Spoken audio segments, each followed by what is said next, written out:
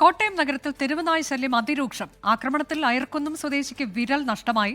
2 ദിവസത്തിനിടെ 15ഓളം പേർക്കാണ് തെരുവുനായ ആക്രമണത്തിൽ പരുക്കേറ്റത്. തെരുവുനായ ശല്യം രൂക്ഷമായിട്ടും നഗരസഭ നടപടിയെടുക്കുന്നില്ല എന്നാണ് ആക്ഷേപം. ഞാൻ തിരിച്ചു പോകാൻ വേണ്ടി സാധനങ്ങൾ മേടിക്കാൻ വേണ്ടി നാഗമ്പടം വരെ പോയതാണ്. അപ്പോൾ വണ്ടി പാർക്ക് ചെയ്ത് കഴിഞ്ഞിട്ട് എടുക്കാൻ വേണ്ടി ഒരു പ്രകോപനമല്ല ഓടി ഒന്ന് കടിച്ചതാണ്. കടിച്ച് നേരെ കൈയുടെ വിരൽ കടിച്ചുകൊണ്ട് പോയി. എന്നിട്ടിപ്പോൾ ഞാൻ പിന്നെ എന്നെ കയ്യെ കയറി കടിച്ചു. അപ്പോൾ ഞാൻ പട്ടിയെ കുത്തി നേരത്തെ പിടിച്ചു കഴിഞ്ഞ പട്ടി കടി വിട്ടു. എന്നെ കടിച്ച് കൊല്ലാൻ എന്നുള്ള ശ്രമമായിരുന്നു പട്ടി. ചികിത്സയ്ക്ക് വേണ്ടി നാട്ടിലെത്തിയതാണ് അയർക്കുന്നം സ്വദേശിയായ ഷാജിമോൻ. 26-ാം തീയതി സൗദിയിലേക്ക് മടങ്ങിപ്പോകാനിരിക്കവെയാണ് തെരുവുനായ ഷാജിമോനെ കടിച്ചു കീറിയത്. നാഗമ്പടത്തെ ഇൻഡോർ സ്റ്റേഡിയത്തിന് സമീപത്ത് വെച്ച് കാറിൽ കയറാൻ നേരത്തായിരുന്നു ആക്രമണം.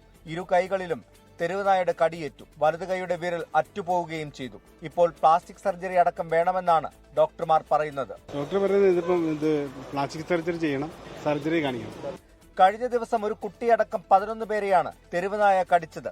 ഇവരിൽ പലരും ആശുപത്രിയിൽ ചികിത്സയിലാണ്. 2 ആഴ്ചയ്ക്ക് മുൻപ് മുൻ നഗരസഭാ ചെയർമാൻ അടക്കം 7 പേർക്കും തെരുവുനായയുടെ കടിയേറ്റിരുന്നു. നഗരത്തിൽ മാത്രമല്ല ഗ്രാമപ്രദേശങ്ങളിലും തെരുവുനായ ശല്യം വെല്ലുവിളിയായിട്ടുണ്ട്.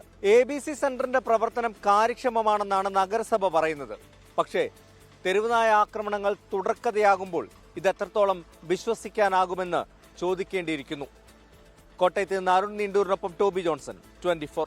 ലോകത്തെവിടെയായാലും ഏത് സമയത്തും 24 വാർത്തകളും ഓഗ്മെന്റഡ് റിയാലിറ്റി പാക്കേജുകളും എക്സ്പ്ലെയിനറുകളും വിശദമായി കാണാൻ ഞങ്ങളുടെ യൂട്യൂബ് ചാനൽ നിങ്ങൾക്ക് സബ്സ്ക്രൈബ് ചെയ്യാം.